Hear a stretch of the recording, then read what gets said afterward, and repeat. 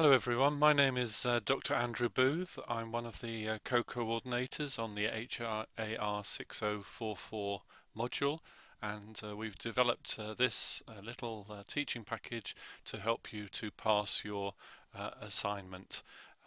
The assignment is in two parts. The substantial part is the evidence brief. This is 2,500 of the total 3,000 words. It constitutes 80% of your mark, and the deadline is before the vacation break to allow you time to work on the second part. The second part of the module is the implementation plan. This is 500 words long.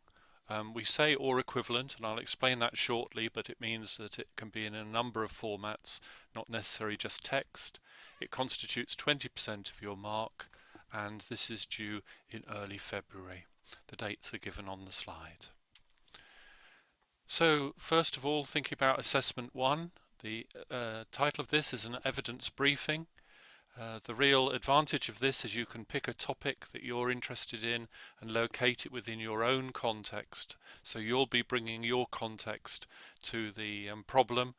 We obviously can't assess your understanding of the context, but we can see how your understanding of the context has informed what you have done in the evidence brief and how you've produced your implementation plan.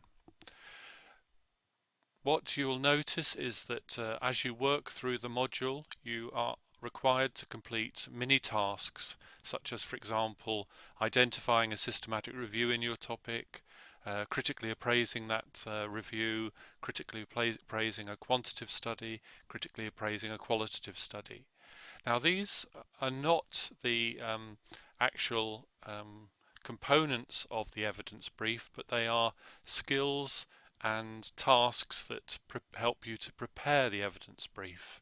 If you can think of the area of mathematics where you're required to do a sum, but you also in many cases get marks for showing your workings out.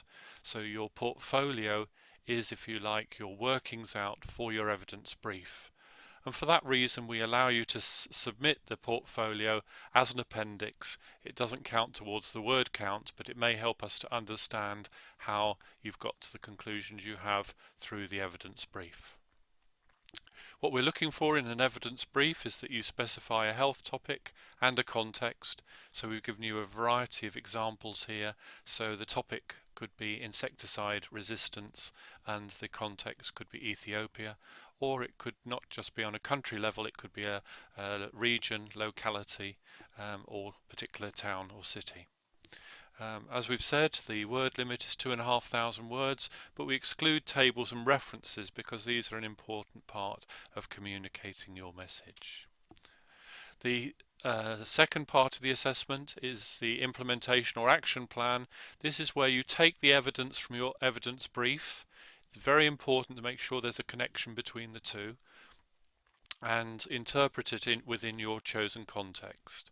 And what you're required to do for the actions are for them to be specific and measurable, to have an appropriate individual attached to them, typically an unnamed individual, a particular role or group, and of course different actions will be appropriate to different individuals or groups.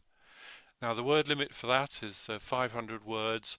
It could be a poster, it could be a 5-minute video with a printed outline, or a 5-minute audio with printed outline, and we give you some various technical instructions to help you produce alternative formats. So let's look at the assessments in a little more detail. The evidence briefing. Now we've provided this for you. This maps the portfolio to the evidence brief. So you'll see that I've got comments down the right hand side which tell you the parts of the portfolio that can contribute to the left hand side, which is the outline of the policy brief. And in the second of these slides, you'll see that other parts of the supporting materials, tasks that you've done throughout the module, can all go to an appendix. They're highlighted in the yellow box here. So your local need assessment, your formulated question, your commentary on the existing systematic review, your search strategy, and your checklist for quantitative and qualitative studies. These are all the workings out that can go into an appendix for your evidence briefing. But the evidence briefing itself is not the portfolio. The portfolio only helps you to produce the information in the evidence briefing. And so to help you, we've given you samples of evidence-based briefs. This follows the format of the ScHARR organization. All of the examples I'm showing you here are available for you down the left-hand side of your mole classroom. And so in this particular case, I've picked a topic, brief advice in primary care to promote physical activity, and my co-coordinator Fiona Campbell has actually completed a sample brief. But you don't have to use the template that is provided by ScHARR. This was one of the best assignments of last year. It scored 80%, and we've uploaded this to the classroom as well, so that you can see that the student has interpreted the assignment brief within their own particular context. As for assessment 2, the implementation or action plan, as we say, a range of formats. It could be a press release, it could be a newsletter, it could be a poster. We really want you to use your imaginations here, but importantly to match the way you present it to the target audience. So in the example that I've produced, I envisaged having a school audience for a message about cutting down sugary foods and drinks, and so I decided to use a PowerPoint targeted at teachers. And so again, we've loaded up this example. It's not just the presentation itself, but it's also the accompanying notes on why I chose the format that I have. So what do you need to do to succeed in this module? Well, we're looking for 3 particular skills. We want you to show that you can summarize the evidence accurately and concisely. The assignment is based around 3 pieces of evidence: 1 systematic review, 1 quantitative study, 1 qualitative study. And from that you piece together a picture of what the recommended actions should be.